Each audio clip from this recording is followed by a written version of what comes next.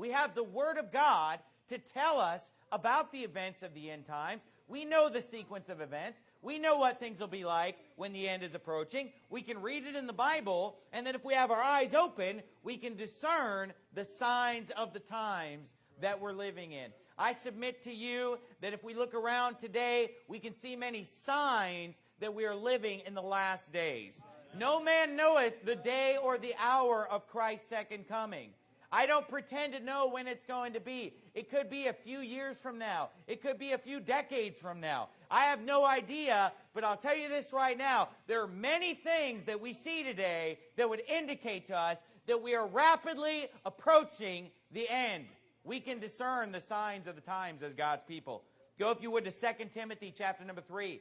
2 Timothy chapter 3, there are many scriptures in the New Testament that talk about what things are going to be like in the last days, that describe the world shortly before Christ's second coming. And we see a lot of those things happening all around us. You know, even if we were to just look at the technology, we can see now that the technology is in place where the scriptures in the book of Revelation could literally be fulfilled. Many people in the past looked at things in the book of Revelation and they thought a lot of it was figurative, that was actually literal, because they thought to themselves, this would be impossible.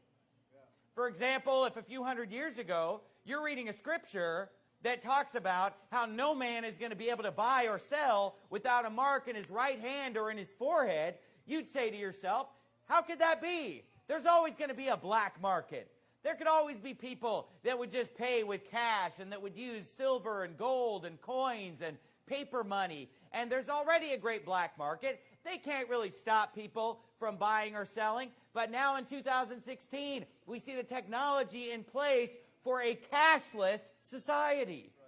A cashless society. And the wallet that you have filled with paper money is only worth anything because people have agreed that it's worth something. And as soon as the government were to say at the end of this year, you know, December 31st, whatever the year, that money is going to be no good anymore. You need to turn that into the bank and it'll go in your electronic account. Then that paper money would be worthless at that point. And we're getting to the point now where you could see the transition is very possible to a society with no cash, where every transaction is electronic. And look how easy it was for them to shut down our PayPal accounts as soon as we started preaching things that they didn't like.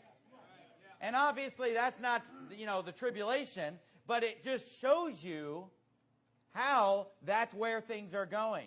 You preach the Word of God, you don't get on board, we'll shut down your account. Now, thank God, there's still cash, there's still checks. We could go shop around and find other companies to do online banking through and online transactions. But what when it's all integrated and they just push a button and your account is frozen, your account is seized? We can see how that's possible. The technology's there. It's not far-fetched at all. Then you look at scriptures, for example, in Revelation chapter 11, where it refers to the two witnesses and how they'll be killed and their dead bodies will lie in the streets of Jerusalem for 3 days. And it says the whole world will see their dead bodies lying in the street. A couple hundred years ago, you'd wonder, how could the whole world see these guys if they're in Jerusalem? But of course, now we have the internet and satellite TV and cameras, and so you could see how it would be broadcast live to the entire world, and the technology is in place for these things to be fulfilled quite literally. We could be approaching the end.